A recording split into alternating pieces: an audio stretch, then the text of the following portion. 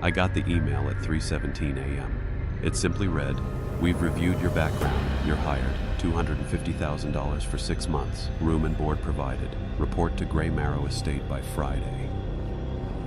No sender. No contact number. Just GPS coordinates and an attached contract already signed. By me. I don't remember applying for anything. Still, I needed the money. My freelance gigs had dried up. I was 2 months behind on rent, with creditors circling like vultures. Half asleep and desperate, I clicked accept. My laptop immediately shut off, the screen going black with a soft click. When I rebooted it, the email was gone. Friday came fast. I packed light, clothes, a few books, my laptop, and drove toward the mountains. The roads grew narrower, rougher, more secluded. No signs, no cell service. The trees pressed closer, the air colder. It felt like the world was falling away behind me. When I arrived, Gray Marrow loomed through the mist like something torn from a gothic nightmare. 3 stories of black stone and steep gables, windows like staring eyes, ivy clawing its way up the walls. A wrought iron gate creaked open by itself. A man in a sharp black suit stood at the door, pale, thin, tall. "Welcome, Mr. Hale," he said before I introduced myself. "The master has been expecting you." "How did you know I started, but he was already walking inside. The mansion's interior smelled like old books and rosewater. A chandelier flickered above. Somewhere deep within, a clock ticked, slow and deliberate. On the dresser in my room was a note written in red ink. "You are safe as long as you follow the rules." Below that, a list of 3 chilling instructions. The last one read, "No matter what you hear, do not open your door at night." The road that led to Gray Marrow was barely wide enough for my car. Pines closed in like dark sentries, stretching endlessly in every direction. No RDS. No animals. No signs of life. My radio died 2 hours in, just a soft crackle before silence. I tried calling my sister. No signal. Not even emergency service. The GPS flickered and froze halfway through the drive. It didn't matter. There was only one road now, winding uphill through fog that thickened the closer I got. I kept expecting to see another car, a gas station, a lone cabin, anything, but there was nothing. Just my headlights slicing through the mist and that unnerving feeling that I was being watched. At one point, I stopped the car. I don't know why. I just felt something, like I'd passed a line I wasn't supposed to. The forest had changed, more gnarled, the trunks swollen and split like scars. I got out to stretch my legs, hoping a breath of fresh air would clear my head. It didn't. The silence was absolute. Even the wind held its breath. And when I looked behind me, the road was gone. I turned in a slow circle. No tracks, no gravel, just forest. My chest tightened as I climbed back into the car. I turned the ignition, expecting it not to work. It did, barely. As I drove forward, the road reappeared, like it had never vanished. When I finally saw Gray Marrow, I was shaking. It rose from the trees like a monolith, impossibly tall, with dark towers clawing at the clouds. A shape moved in one of the top windows, gone before I could blink. And somewhere behind me, just barely audible over the engine, I swore I heard someone whisper, "Turn back." The front door groaned open before I touched it. It was carved from dark oak, impossibly heavy-looking, but it swung inward without resistance, as if it had been waiting for me. The butler, the tall, pale man from before, stood just inside, hands clasped, his expression unreadable. "Welcome to Gray Marrow," he said again, voice smooth as polished stone. "Your room is prepared. Dinner is at 7. I opened my mouth to ask a question, but he turned and walked away, silent as a shadow. The entrance hall stretched out in eerie grandeur, high vaulted ceilings, paintings in massive gilded frames, and chandeliers that lit themselves as I passed beneath them. The walls were lined with old portraits, serious men and pale women staring down with cold, accusing eyes. I paused in front of one painting. A woman in a black lace gown, her hand resting on a velvet chair. The plaque read, Eleanor Vexley, 1831. Her gaze followed me as I moved. I tested it. 3 steps left, still watching. 3 right, unblinking. Every hallway branched like a maze. I counted 5 sitting rooms, 2 libraries, and a ballroom with mirrors taller than houses. The deeper I went, the colder the air became. It didn't feel like a draft. It felt like the walls themselves were exhaling. My room was on the 3rd floor. The wallpaper was a deep crimson damask. The bed was impossibly soft. On the nightstand was a key with a small brass tag, room 313. As I unpacked, I noticed something strange. My suitcase was already empty. Everything was already placed neatly in drawers. Even my toothbrush was set beside the sink, wet as if freshly used. And in the corner of the mirror, in fogged writing, were 5 words.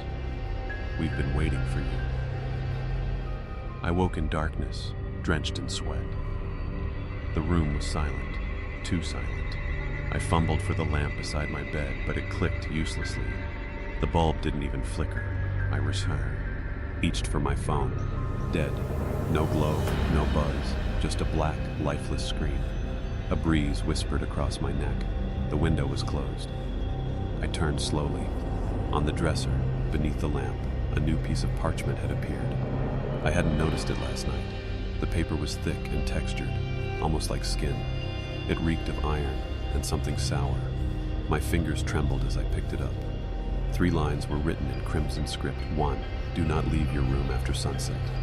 Do not look into mirrors after midnight. 3. If you hear knocking, do not answer. The ink shimmered wet under the lamp, though no light glowed. I touched it. It smeared. Blood. I dropped the paper with a gasp. I stormed out, ready to demand answers. But the hallway was dark and empty. The mansion seemed to breathe around me, wood creaking, walls groaning. I found the butler standing at the end of the corridor, still as a statue. I received a note, I said. His eyes flicked toward me. Everyone does, eventually. Is this a joke? No, Mr. Hale, it's a warning. He tilted his head, voice softer now. You should heed it. Then he turned and disappeared around the corner. When I returned to my room, the note was gone. In its place was a fresh one, still glistening. Tonight, the house will test you. Outside, the sun vanished behind the treetops. Shadows stretched long across the floor, and somewhere in the mansion's depths, I heard something start to move. Something slow, heavy, coming closer. The next morning, I left my room and found the house alive with quiet motion. Staff moved through the corridors in silence. Maids in black dresses and lace collars, gardeners in mud-stained boots, cooks in stiff white coats. But none of them looked at me. None of them spoke. Their footsteps made no sound, and their eyes never met mine. I stood in the hall and cleared my throat loudly. Good morning, I said to a maid dusting the chandelier. She paused. Her hands trembled slightly, but she didn't turn around. I took a step closer. Excuse me, do you know who's in charge here? Still nothing. Her breath caught like a stifled sob. Then she fled down the corridor without a word. I tried again with a man carrying firewood. Can you help me? I asked. He froze mid-step. Slowly, he turned his head. His face was gaunt, waxy, eyes sunken deep into dark sockets. He stared through me, not at me, as though I weren't real. Then, with mechanical slowness, he turned and walked away. At breakfast, the butler served me alone in the grand dining hall. 12 chairs, 1 plate. He poured my coffee, then stood silently by the door. Why won't the staff speak to me? I asked. He smiled faintly. They remember what happens when they do. Before I could respond, he bowed and left me in silence. That night, I lay awake listening to faint shuffling sounds outside my door, bare feet sliding across carpet, whispers, unintelligible but urgent. A hand brushed the doorknob. It didn't turn. I covered my ears, shut my eyes, and prayed for sleep. In the morning, a tray of breakfast had been delivered. Scrambled eggs, toast, bacon, and next to the plate, a single human tooth. There's a corridor on the 3rd floor the others never enter. It's long, narrow, and always cold, unnaturally so. The sconces lining the walls never light, even though every other hallway in the mansion illuminates, automatically. A heavy silence hangs there, like sound itself is afraid to enter. At the end is a single black door. It's different from the others. Thick iron bands, no knob, no hinges on this side. Chains crisscross its surface, bolted into the surrounding stone. The metal is old and dark, but the chains gleam, as if recently polished. Sometimes I stand in front of it, holding my breath. There's a hum behind it, low and constant, like the sound of deep machinery or a massive beast sleeping. If I press my ear to the door, I can hear breathing, and sometimes sobbing. I asked the butler about it during dinner. He paused, mid-pour, then slowly filled my glass and said, "Some doors are meant to remain closed." He didn't say anything else. That night I passed the corridor again. The temperature dropped 10 degrees as I neared it. My breath misted in front of me, though the rest of the house remained warm. I found a set of claw marks scratched into the floor just before the door, deep ones, like someone had been dragged backward, digging in with their fingers. When I returned to my room, there was another note on my pillow. "Do not go near the door again. It knows you're curious." That was last night. Tonight, the sobbing is louder, desperate, like a child crying into a pillow. It comes in waves, broken by whispers I can't quite understand. But one word repeats again and again. "Please." And then, quieter still. "Help me." I woke at 2:46 a.m. to the sensation of fingers brushing across my neck. Not warm, not cold, just wrong, like static made flesh. I jolted upright, heart hammering, eyes adjusting to the dark. The lamp flickered on by itself. The room was empty, door still locked, window shut tight. My breath came fast and shallow. I waited, listening. Silence. Then came the sound. Scrape, scrape, scrape. It came from under the bed. I leaned down slowly, breath caught in my throat, knuckles white as I gripped the covers. I didn't want to look. I knew something would be there. But there wasn't. Just dust and the faint glimmer of my fallen key. The scraping had stopped. I tried to sleep, but every time I drifted off, I felt it again. Fingers brushing my shoulder, my cheek, my lips. I stayed awake until dawn, watching the corners of the room, waiting for something to move. When sunlight finally bled through the curtains, I stumbled to the mirror, trying to convince myself I'd imagined it. But there were scratches. 3 thin red lines trailed down my left shoulder, just beneath the collarbone. Fresh, tender, too deep to be from a dream. I showed the butler. He examined them with a glance and nodded slowly. "It marked you." "What does that mean?" I snapped. He said nothing, only handed me a black cloth pouch. Inside was coarse gray powder. "Place this around your door before nightfall, if you value your life." That evening, I did as instructed, forming a shaky circle outside my door with the powder. It smelled like burnt iron and old rain. I stayed inside all night, lights on, hands trembling. And just past midnight, something began scratching at the door. Not knocking, scratching. The master of the house requested my presence for dinner. The butler delivered the message that morning, bowing low without meeting my eyes. 7 o'clock sharp, dining hall B.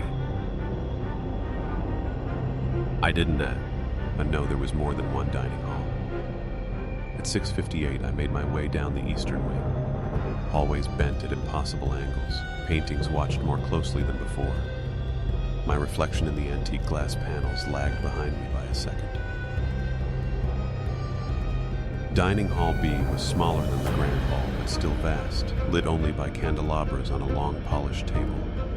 A fire crackled in the hearth, but it gave no warmth. The master sat at the head. He stood when I entered. He was tall, unnaturally so, and thin in a way that seemed stretched, like he'd been pulled into human shape from something else. He wore a suit that shimmered like oil and had eyes like old glass, clouded, depthless. "Mr. Hale," he said. His voice was velvet and thunder. "You're adjusting well." "I have questions," I replied, heart racing. "You're not ready for answers," he said, smiling gently. "But you're beginning to understand. That's good." The butler served us in silence. I received roasted duck and red wine. The master never touched his plate. Instead, he watched me. All through dinner, his gaze never left my face. He blinked only once. I tried to speak, to ask anything, but the words never left my throat, like they'd been stolen, swallowed. When the meal ended, he stood. "Soon," he said, "you'll see what you were brought here for." As he turned to leave, I noticed something horrible. He cast no shadow, but there were still two long black silhouettes on the floor, mine, and something beside me that wasn't there. There's a portrait on the second floor landing that I can't stop thinking about. I noticed it the morning after dinner with the master. I was heading to the library when it caught my eye. A large oil painting in a heavy bronze frame, dark with age, hanging just outside the stairwell.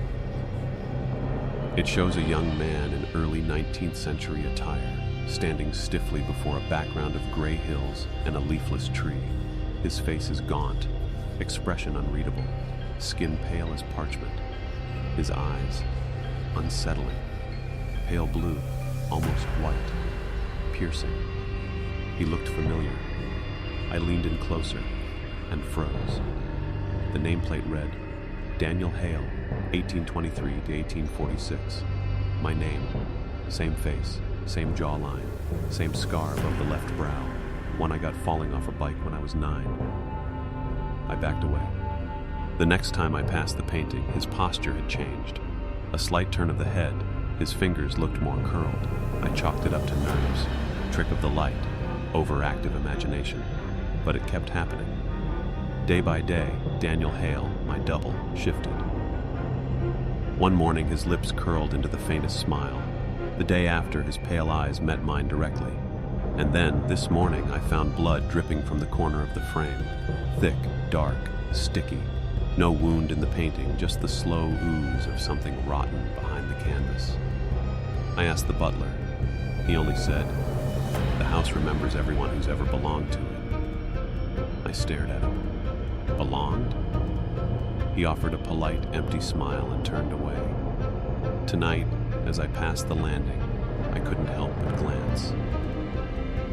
Daniel Hale now stood closer to the front of the painting, 1 foot forward, his hand extended, reaching out. And the eyes weren't painted anymore. They blinked. I live on the top floor. There's no one above me, just an attic, sealed shut with a rusted chain across the door. I found it on my first day here. No staircase leads to it. No servants meant on it. And yet, every night around 3 a.m., I hear footsteps above my bed. They begin as soft creaks, like someone carefully shifting their weight. Then they grow louder, more confident. A slow, deliberate pacing, back and forth. Sometimes it sounds like nails dragging along wood. Sometimes like something crawling. I tried ignoring it. Told myself it was the house settling, wind, rats. But last night, the footsteps stopped directly above my bed. And then, 3 knocks. Not on the wall. Not on the floor. From above. This morning, I inspected the ceiling for signs of a crawl space. There was nothing. Smooth wood, no seams.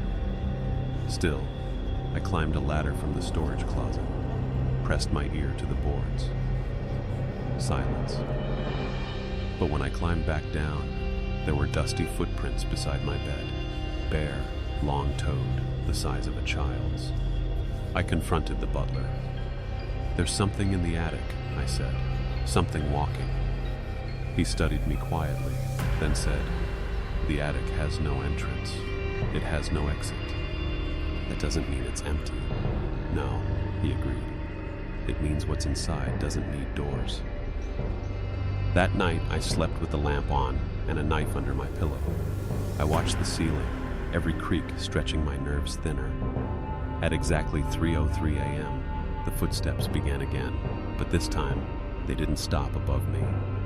They descended. I heard them come down the wall inch by inch. When I turned to look, the ceiling was fine, but there was dust on the inside of my bedroom window, and a single handprint. It started with a smell. Rot. Faint, but persistent, like spoiled meat soaked into old wood. It followed me down the servants' hallway on the first floor, clinging to the walls and curling in the back of my throat. I stopped outside a narrow corridor used for linen deliveries. The stench was stronger here. The walls were cracked plaster, stained with yellow streaks. One panel looked swollen, like something inside was pressing out. Curiosity overruled fear. I returned later with a screwdriver and a flashlight. It was late. The staff had vanished for the night. No footsteps, no eyes watching, only silence and my thudding heart. The panel came loose with effort, peeling away like wet skin. Behind it was a hollow, a narrow cavity just wide enough to crawl into. The smell hit full force, rancid and choking. I aimed my flashlight inside. Bones, piled between the beams like forgotten firewood, small brittle bones, rib cages the size of birds, finger bones no longer than matches, skulls, child-sized, shoved into corners, dozens of them. My hand shook. Something scurried deeper in the dark. I heard breathing, low, wet, close. Then a voice whispered behind me, "You weren't supposed to see that." I spun around. No one. Just the dark hallway, empty and endless. I stuffed the panel back into place and ran. My legs carried me up 2 flights without direction. I didn't stop until I reached my room, slammed the door, and collapsed against it. There was a new note on my bed. "Curiosity is dangerous here, Mr. Hale."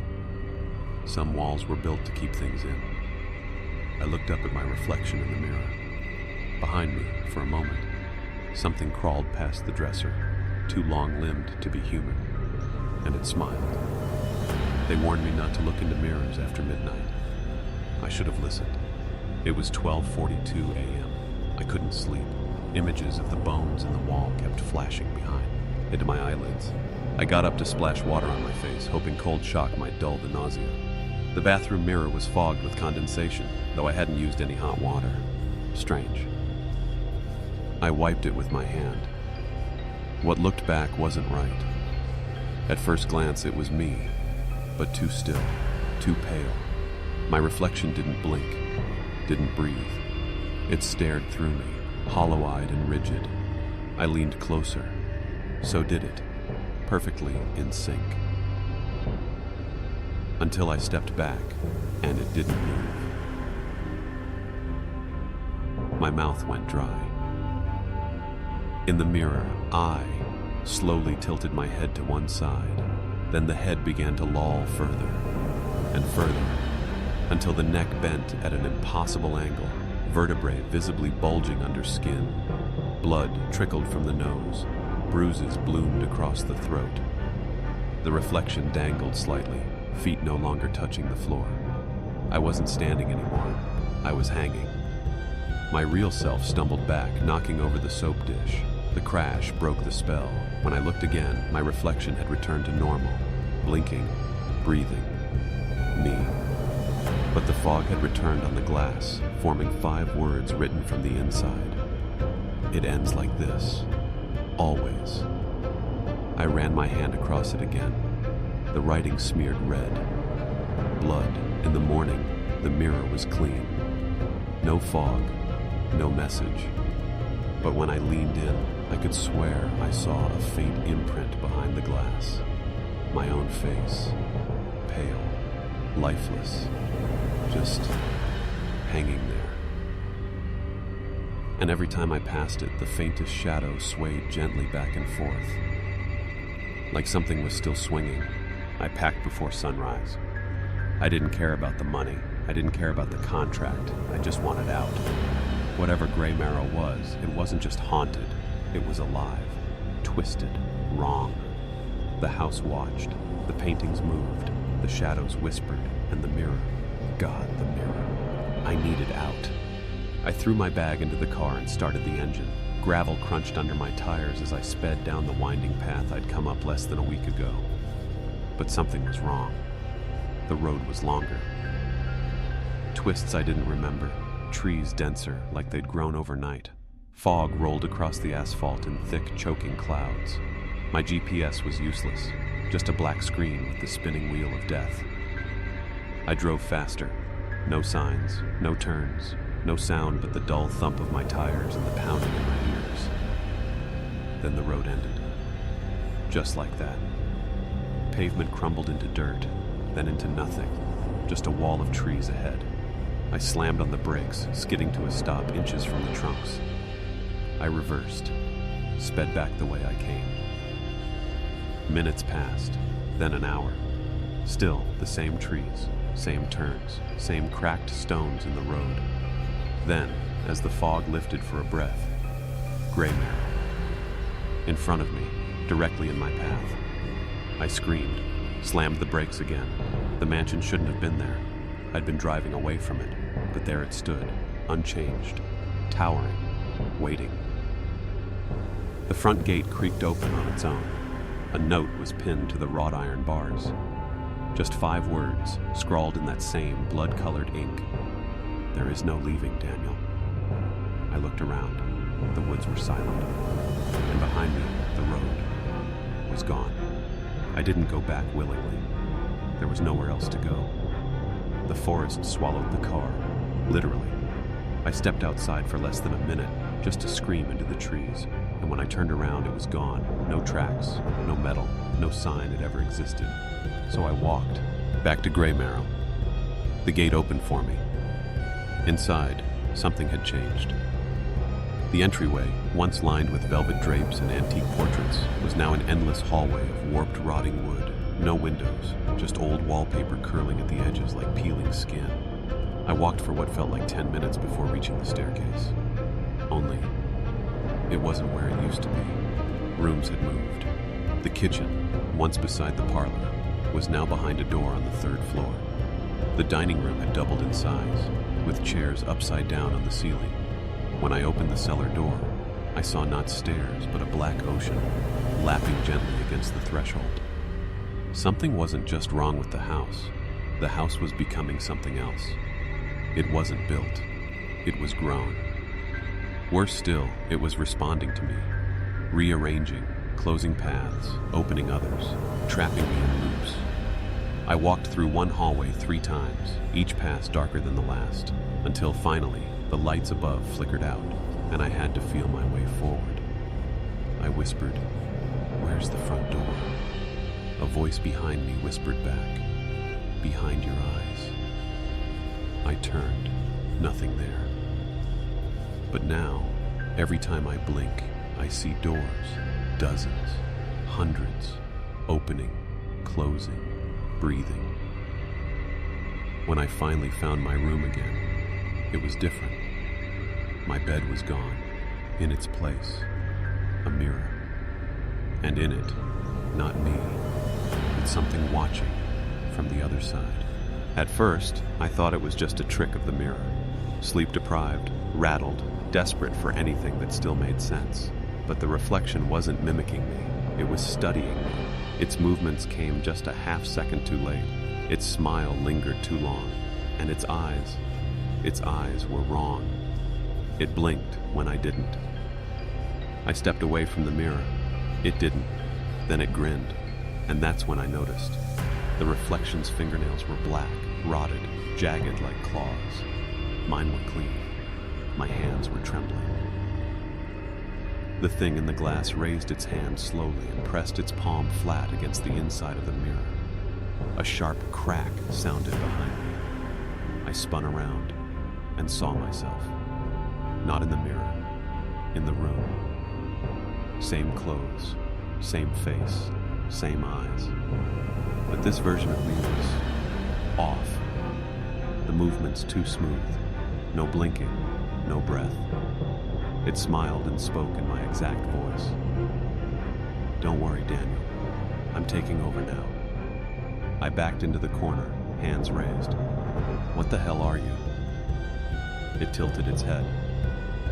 "I'm what this place made. What you'll become." I lunged for the door. It moved quicker, impossibly fast, blocking my path with a sickening pop of its joints. It leaned in close. "Go ahead," it whispered, breath reeking of decay. "Run, scream, fight. I'll still be waiting. Inside." And then, it vanished. Just like that. I ran from the room, but the house was different again. Longer halls, no windows, no clocks. Every shadow stretched too far. And worst of all, every mirror I pass now shows it. Not me. It's smiling wider, getting closer. And sometimes in the corner of my vision, I swear it's outside the glass now. Watching. I haven't slept. Not truly. Not since the thing in the mirror. Every time I close my eyes, I hear it whispering. Not outside the door, not from a vent, but within the walls, like they're breathing, murmuring things only half-formed, only half-human. Last night, the whispers changed. They started saying my name. Soft at first. Daniel. Daniel. Like a memory I didn't want to remember.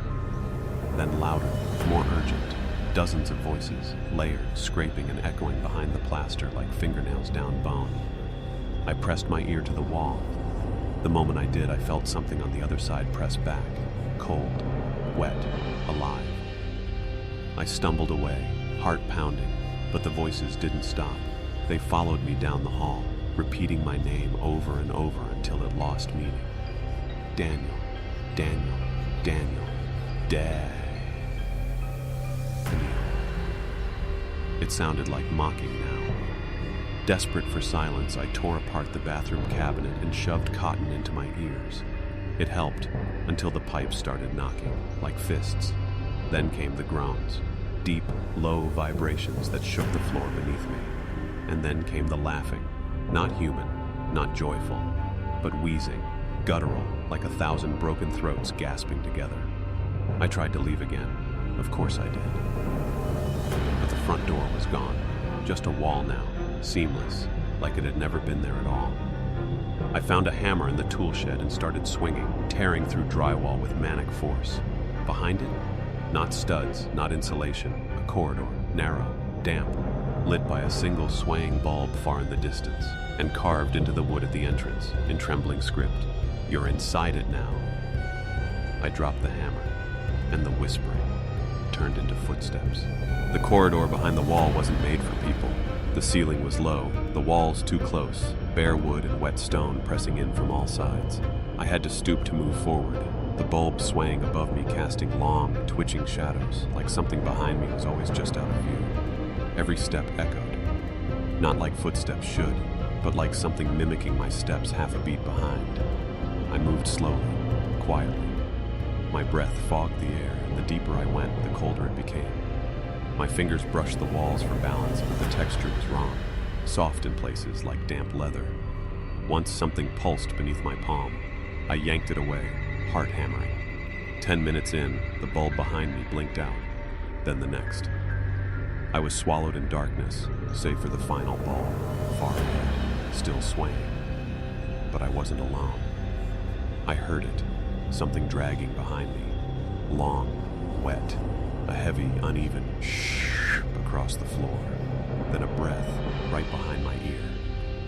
I ran. The corridor twisted, impossibly long, curving downward like a spiral into the earth. I stumbled, fell, skinned my hand on something sharp. I looked down. Bones, small, human. Dozens of them, packed into the walls like insulation.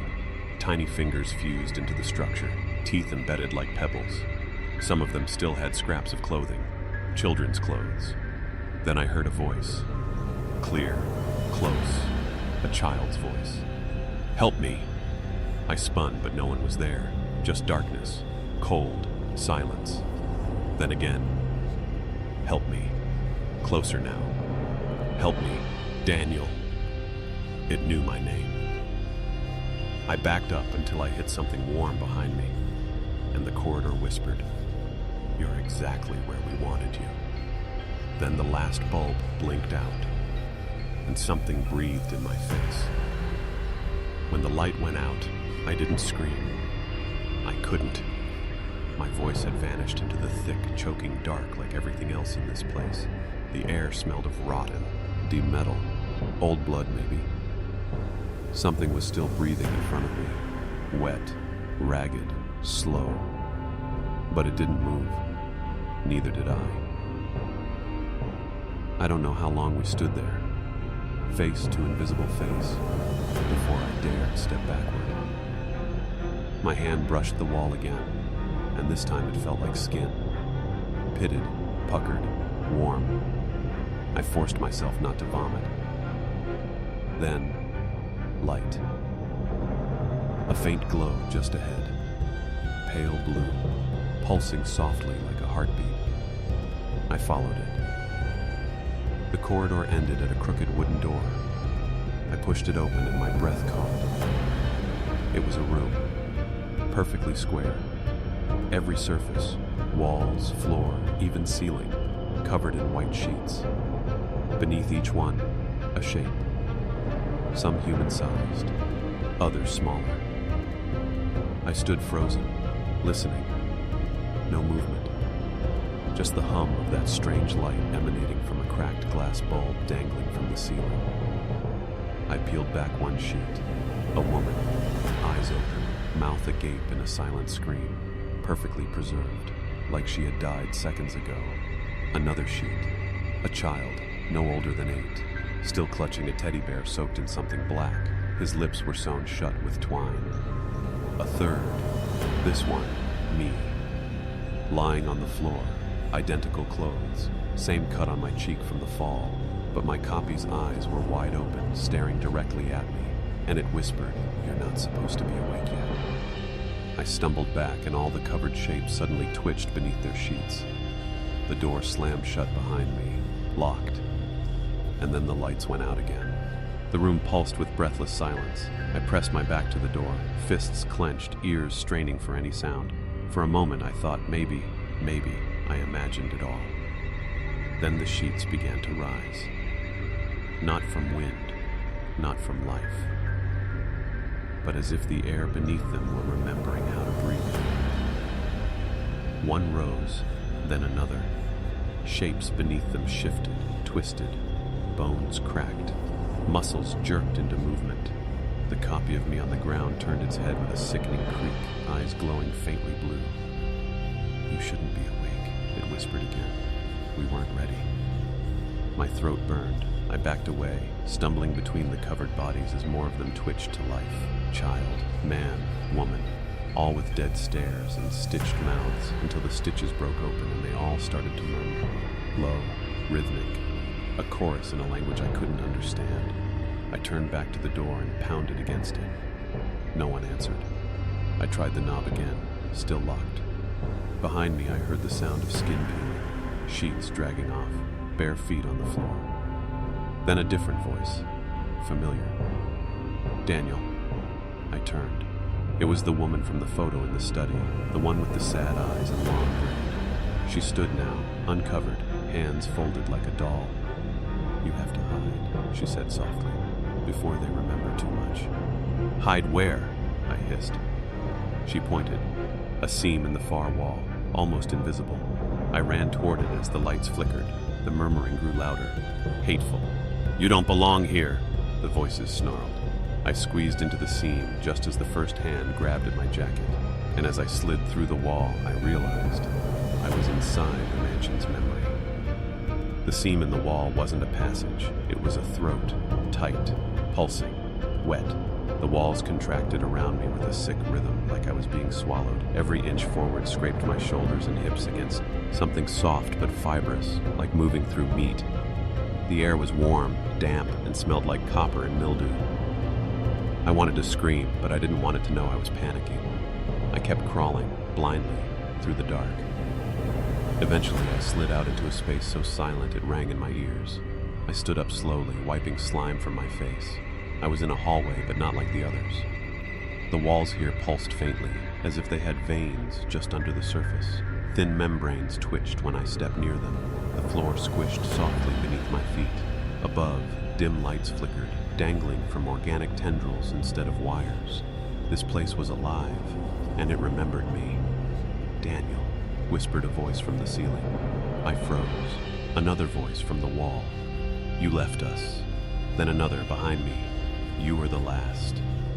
The walls began to bulge outward, shapes pressing from the inside like something wanted out. I turned and ran.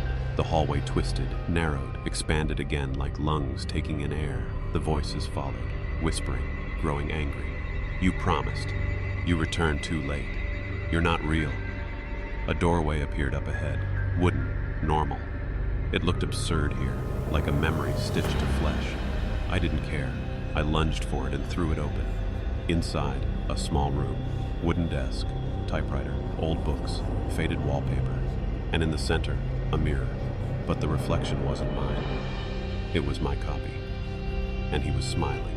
My copy in the mirror stared at me with a smile that didn't belong on my face. It was wide, knowing, hungry. The eyes were a perfect match, but the expression, it was all wrong. I moved my hand slowly. So did he. I raised my arm. He followed, but then he kept moving, even after I stopped. He stepped forward, pressing his palm to the glass. His fingers were blood-stained. I stepped back. He leaned in, his voice muffled but clear. You're wearing it wrong. The mirror rippled, as though it were made of water.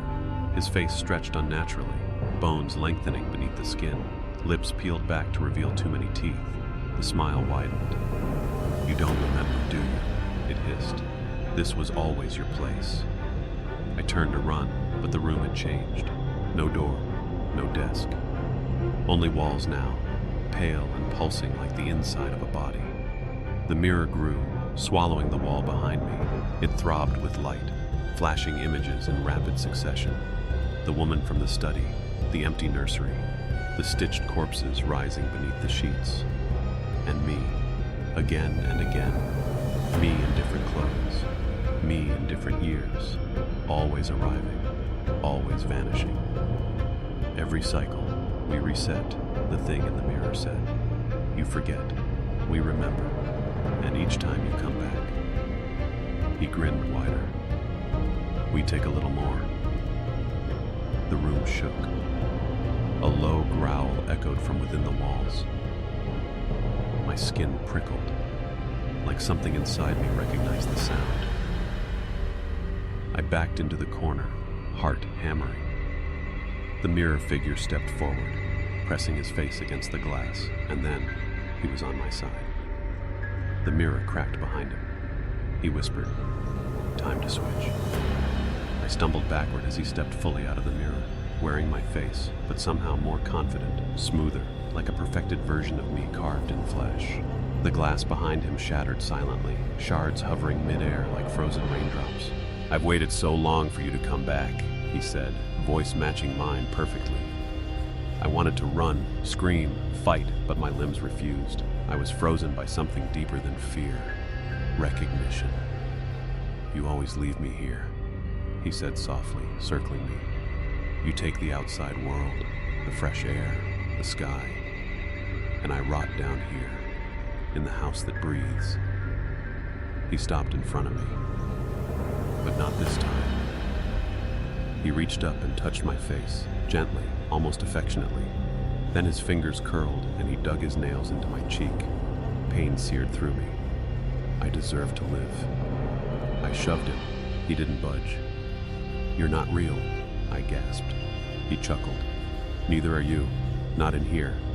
You're just a fragment now. The flesh gets confused when we separate." Then he gripped both sides of my head and leaned in, forehead to forehead. I felt something slide beneath my skin, like my thoughts were leaking. "I've already taken the body," he whispered. "You're just catching up." I screamed and lunged, but I went through him, like smoke, like memory. When I looked down, my hands were gone. Not invisible, just missing. I looked back at the mirror. He was in it again, but this time I was the one on the other side, pounding helplessly against the glass. He smiled, turned, and walked away. The lights dimmed, and I was alone, sealed behind the mirror, trapped, watching myself leave. I screamed, but no sound came. My fist pounded the glass, though I felt no resistance, only the echo of a thud in a world that wasn't mine. I was inside the mirror, staring out as my reflection, no, the imposter, walked away in my skin, wearing my face like a suit tailored from memory. The room on the other side shifted as he left. The air shimmered, walls twisted like fabric pulled too tight. Then came the silence, deafening, oppressive. In here, it wasn't just quiet, it was hollow. No time, no breath, just endless reflection. I turned. Behind me stretched a corridor made of glass, walls, floor, ceiling, all showing endless versions of me. Some stood still, others paced. One wept, one grinned, another bled from every orifice and smiled through it. I took a step forward. The corridor pulsed, humming like it knew I was moving. My bare feet slapped against cool, smooth nothingness. I wasn't even sure I had a body anymore, only the memory of one. The glass vibrated. A whisper echoed through the corridor. He'll ruin everything, like last time.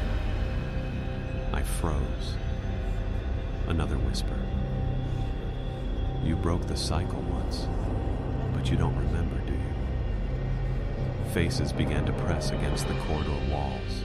My faces, all warped by rage, sorrow, guilt. Dozens, hundreds, maybe thousands. Each one whispered something different. Why did you come back? Why did you leave me here? You promised. The hallway split into three, a junction. Each path led deeper into the mirrored void. Above the middle tunnel, scratched into the reflective ceiling, were 5 desperate words. Only one of us leaves.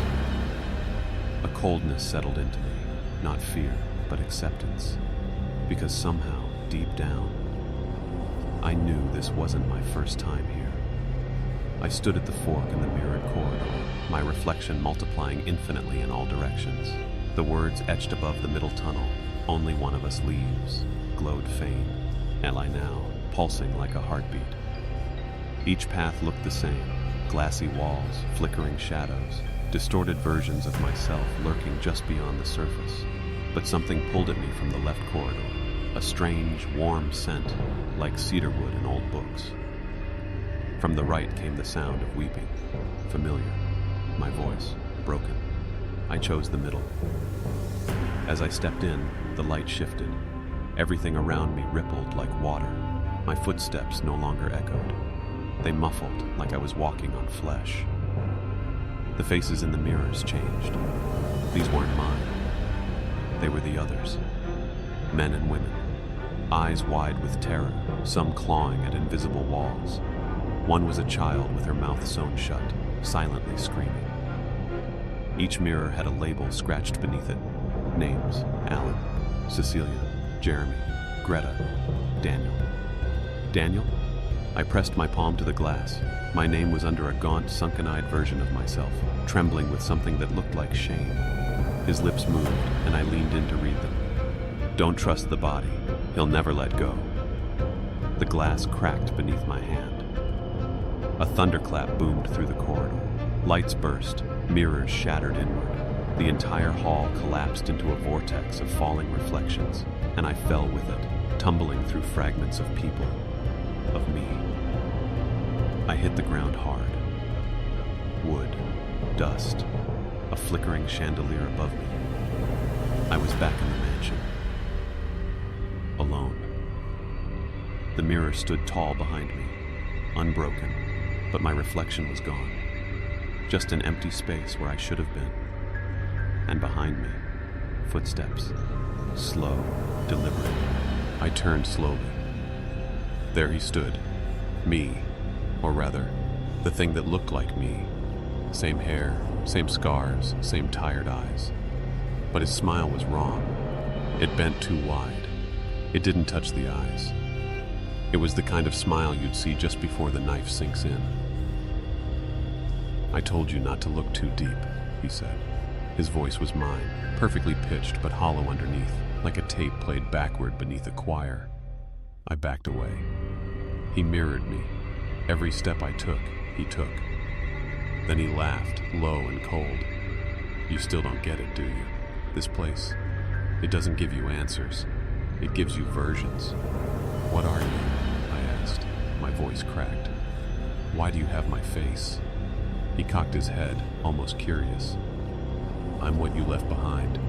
The regret, the lie. The thing you pretended never happened. He stepped closer. I saw his eyes now, empty like polished stone. You weren't supposed to come back, he said. But you did. You always do. And every time it gets harder to keep you from remembering. The chandelier above us swayed, creaking.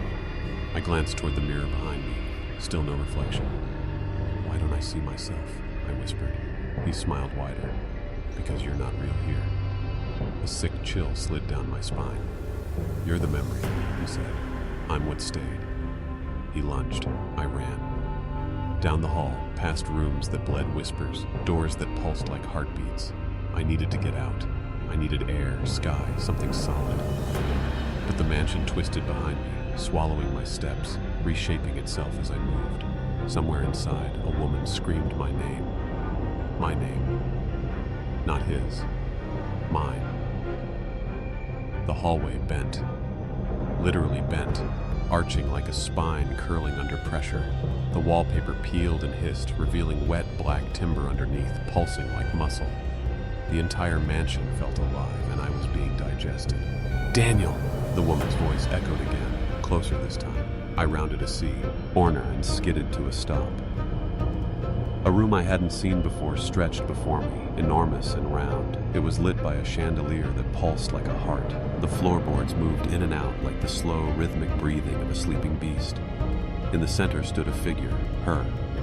It was Evelyn, but not the Evelyn I remembered. She was barefoot, her dress stained with something dark. Her eyes glowed faintly, as if lit from inside. She looked both frightened and furious. "Don't let it wear you," she whispered. "It's hungry."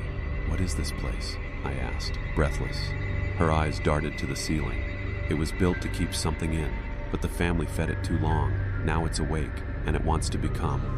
Become what? You, she said. Then the walls screamed, not a metaphor. They let out a deep, raw bellow, like 1,000 voices wailing at once. Plaster cracked, paint blistered. The air stank of copper and rot. Evelyn grabbed my hand.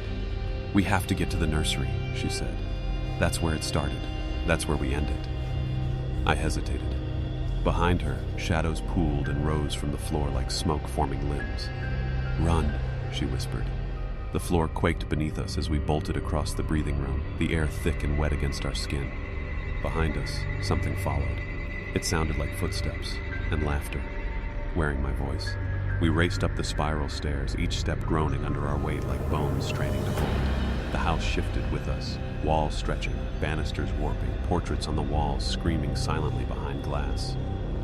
Evelyn didn't speak. She just pulled me forward, hand clenched tight around mine, as if letting go would mean losing everything. We stopped before a thick wooden door, unlike any I'd seen in the mansion. Black iron hinges, a strange symbol carved deep into the center, a circle with jagged rays, like a sun with broken teeth. "This is it," she said, voice low. "The nursery." My stomach turned. Why would a nursery be locked? Because what's inside isn't a child anymore. The air buzzed, thick with static. I heard faint humming from the other side of the door, off-key, childlike, a lullaby. Evelyn reached into her coat and pulled out a key, long, rusted, still wet from something dark. "You had this," she whispered, "before you forgot." I stepped back. I've never seen it before. She stared at me, eyes wide and glassy. "That's what the house wants you to believe." Her hand trembled as she slid the key into the lock. It clicked once. Then the humming stopped. Silence. We exchanged a glance. She turned the handle. The door opened with a hiss, releasing a gust of ice-cold air that smelled of iron, mildew, and something else, something spoiled. The room inside was small, shadow-drenched. A crib sat in the center, empty. No, not empty. Something moved inside. I took a step forward, heart hammering. Then a voice behind me whispered, "Daddy?" I turned, and there I was again, a boy version of me, no older than 6, smiling with hollow eyes. The child stared at me with unsettling familiarity, my face, my eyes, even the faint scar on the chin I got falling off a bike at age 7. But his skin was pale like wax, and his eyes, they weren't human. They shimmered like pools of black ink, void of reflection, swallowing light. "Daddy," he repeated, tilting his head. Evelyn pulled me back. "Don't speak to it." "What is it?" I whispered. "It's what the house made from you. A memory, a fracture, something stitched together with your fears." The boy blinked slowly. "I waited for you. You left me alone in the dark." The words pierced through me like ice. A memory flickered, standing in the same room years ago, sobbing while thunder roared outside. But that couldn't be real, could it? I shook my head. "I've never been here before." The boy's smile widened. His gums were too red, too raw. "Liar." The mobile above the crib began spinning wildly on its own, glass charms clinking together, casting fractured shadows along the walls, shadows of children crying, clawing, changing. Evelyn stepped forward and raised a small iron blade I hadn't seen before. "Step away from him," she said. The boy turned slowly toward her, and the room screamed. The walls bled black, the ceiling cracked open like a mouth, and a terrible wind sucked inward. The boy's skin peeled, revealing veins, bone, and something beneath, a writhing, dark mass not meant to be seen. "He's not yours!" Evelyn yelled, lunging forward. But the boy reached out and touched my hand. Suddenly I saw everything. The deal, the binding. The job I accepted had been to become a vessel, and now the house wanted me whole again. The moment his fingers touched mine, the nursery dissolved. I stood in the grand foyer, but it was wrong, twisted. Everything sagged as if melted under invisible heat. Chandeliers hung like vines. The marble floor pulsed like flesh beneath my feet. In the center stood the boy. No, the thing wearing my childhood face. Behind him, the portrait of the owner had changed. It now bore my image, older, colder, eyes sunken with centuries of sorrow. I stumbled back. No, this isn't me." The boy stepped forward, each movement jerky and unnatural. "You said yes. You signed the contract, remember?" Pain stabbed behind my eyes. Visions flooded in, of the moment I first walked into the mansion. The handshake, the sealed envelope, the whisper, "All we ask is your time." They weren't paying me for a job. They were buying my existence. "You were perfect," the boy said, his voice warping deeper. "Empty enough to fill, curious enough to open the door." Evelyn appeared beside me, bleeding from her nose. "Fight it, Daniel. That thing's feeding on your guilt." The boy turned to her, hissing. "You were supposed to keep him docile. You broke the cycle." She raised the iron blade again, hands trembling. "I did what I had to." I felt the thing inside me stirring, something old and heavy awakening in my chest. "I don't remember saying yes," I gasped. "You didn't need to," the boy smiled. "You stayed. That was enough." The mansion groaned, a deep, guttural sound, as if satisfied. I looked at Evelyn. "Can I stop it?" Her eyes glistened. "Only if you're willing to lose everything that's still yours." And then the house began to descend, walls folding inward, swallowing us whole. The walls closed in, not like falling debris, but like flesh constricting. The wood pulsed, veins wriggling beneath cracked wallpaper, breathing. The house was alive, and it was hungry. Evelyn grabbed my arms and pulled me down a hallway that hadn't been there before. "It's pulling us toward the heart," she said. "We have to get to it before it finishes the bond." "What bond?" I asked, struggling to keep pace. "The mansion's not just cursed, it's sentient. It feeds on souls, memories. It grows stronger with each occupant who stays too long. You're its next shell." We turned a corner and descended a spiraling staircase that dripped with black sludge. The air grew hotter, denser. My skin prickled. Something whispered just behind my ears in a language I didn't know, but understood in my bones. We reached the basement, though it didn't feel like a basement anymore. It looked like a cathedral made of rotted flesh and stone, massive roots twisted around columns glowing faintly with a pulsing red light. At the center, on a raised dais, sat a throne carved of bone, and on that throne was me, older, wasted, eyes hollow, a crown of thorns pressed into my scalp. What the hell is this? I asked. Evelyn's voice trembled.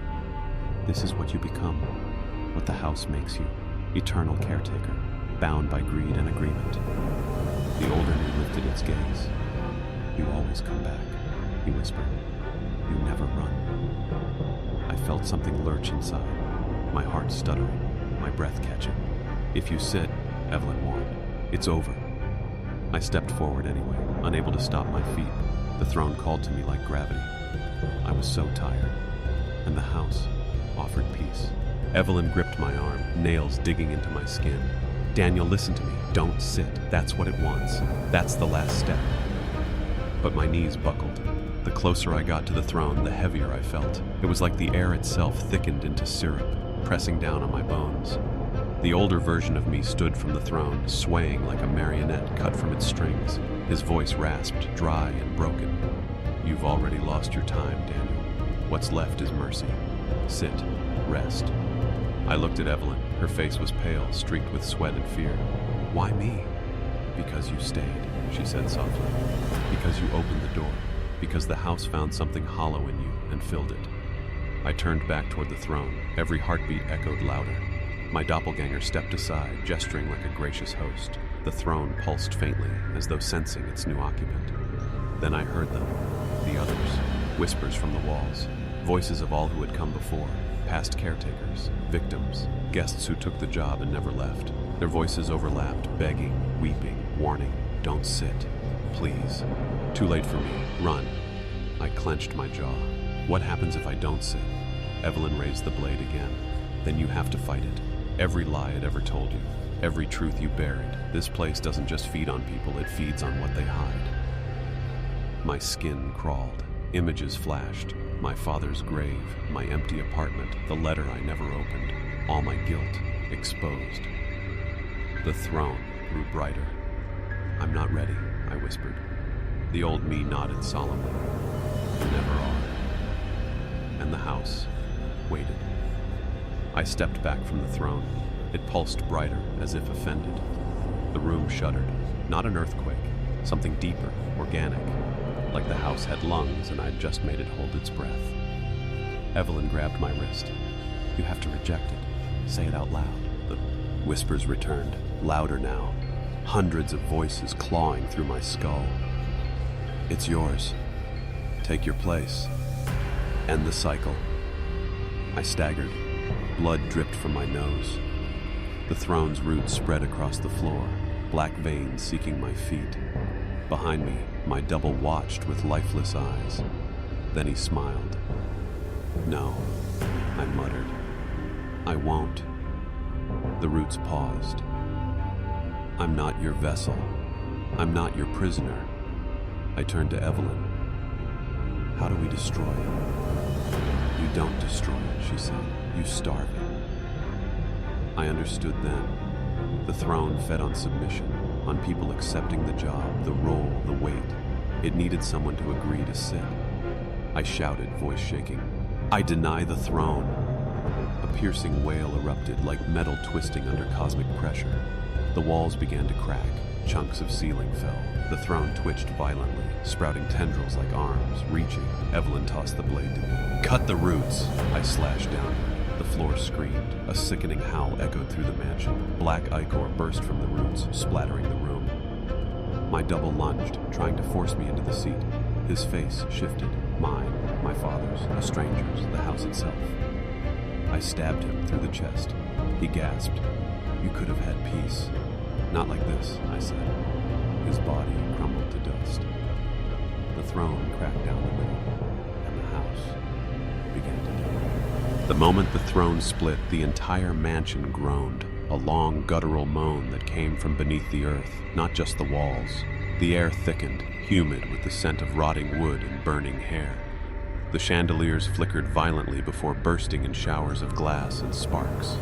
Evelyn pulled me toward the staircase as the black roots writhed in agony, retracting into the floor like snakes scalded by light. The hallway we entered was no longer familiar. Portraits bled from their frames. The walls buckled inward, alive with blisters. I touched one, and it pulsed like a heartbeat. We have to go now, Evelyn shouted over the noise.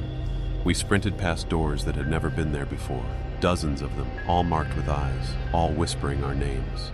One creaked open slightly, revealing only blackness and the sound of something breathing on the other side. The front door came into view, tall, warped, but still intact. I reached for the knob just as the floor split open, a massive crack ripping between us and escape. Evelyn jumped without hesitation. She landed hard, rolled, and reached back toward me. "Jump!" I hesitated. A voice behind me whispered, "You could still belong." I turned. The remains of the throne pulsed faintly in the shadows. The pieces were trying to drag themselves together. I took a breath and leapt. My hand caught hers. We slammed through the front door just as the mansion let out a final, terrible cry, a sound that shook the trees and splintered windows for miles. Behind us, the estate collapsed inward, like it was being swallowed by the earth that birthed it. And then, silence. We were free. Or so we thought. The mansion was gone. In its place was a sinkhole, wide and smoking, fringed with roots that curled inward like dead fingers. Evelyn and I stood at the edge, covered in ash, the only light coming from a bruised sky thus. It hadn't yet decided if it was dawn or dusk. Neither of us spoke. The birds had stopped. The trees, so loud before with their constant rustling, stood frozen. Even the wind had vanished, like the world was holding its breath. "I don't feel right," Evelyn whispered finally, arms wrapped around herself. I didn't either. My skin tingled like something had been peeled off me. I felt hollow, like the mansion had taken something as it died, something it needed to stay buried. We made our way through the forest. It wasn't the same. The trees had changed shape, subtly, wrong in small ways. Bark that pulsed, leaves that watched, paths twisted into loops. Moss grew in the shape of symbols I remembered from the cellar walls. "It's not over," Evelyn muttered. "It never ends clean." At the tree line, our car waited, untouched. We climbed in and I turned the key. The engine started, a relief so sharp it hurt. But just before I shifted into drive, I looked up at the rearview mirror and saw the mansion behind us, fully intact, towering, watching. I blinked. It was gone. Evelyn saw my expression. "You saw it too?" I nodded, throat tight. We didn't speak again until we reached the highway. The sound of traffic was overwhelming, too bright, too loud. But it was human, real. Still that night, as I lay in a motel bed hours away, I dreamed of a door opening in the woods, and something stepping through. I've tried to forget. I moved to the city. I found a new job, a new apartment. Evelyn lives across town. We still meet once a week, though we never talk about what happened, not directly. But the mansion follows us, not in a literal way. I don't see it standing on street corners or reflected in puddles. No, it's subtler, slower, but it's there. In the way lights flicker when I walk by, in the black mold that grows in perfect circular patterns on my bathroom ceiling, in the dreams. Every night I dream of doors, hundreds of them, tall wooden breathing. Behind each one I hear scratching, crying, whispers in languages I don't understand. Sometimes I open one. I always wake up screaming. 2 nights ago, Evelyn called me at 3 a.m. Her voice was shaking.